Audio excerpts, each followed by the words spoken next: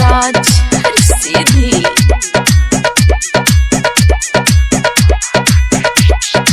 निक लागे नई दिनवा हो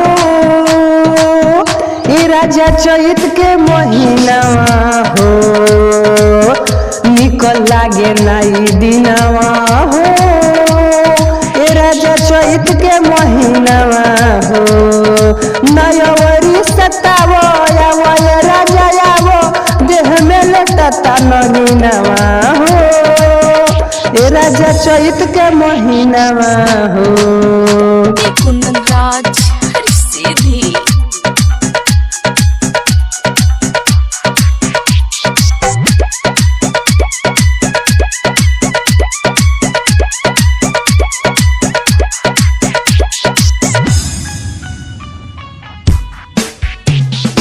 हो राजा तड़पावे कोयलिया तड़पेला तोहरे ला मन हो।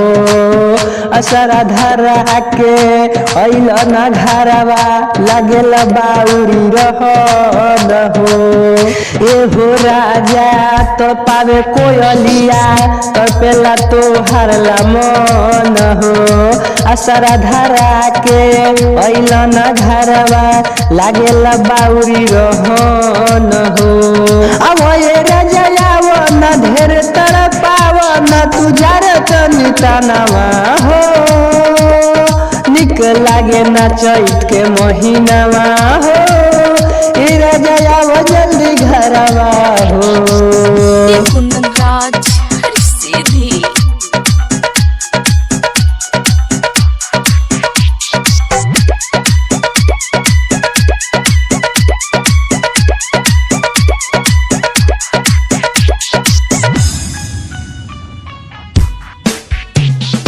घरवा तू आजा हो राजा पहिले रुपया कमैब हो। बीती उमरिया तो हो राजा बाद में तू पछतैब हो। घरवा तू आजा हो राजा पहिले रुपया कमैब हो। बीती उमरिया तो हो राजा बाद में तू पछतैब हो। पंकज समीरा कहे दे तो बड़ा पीरा खाली रखेला बहनावा हो। निक लागे ना चैत महीनावा हो।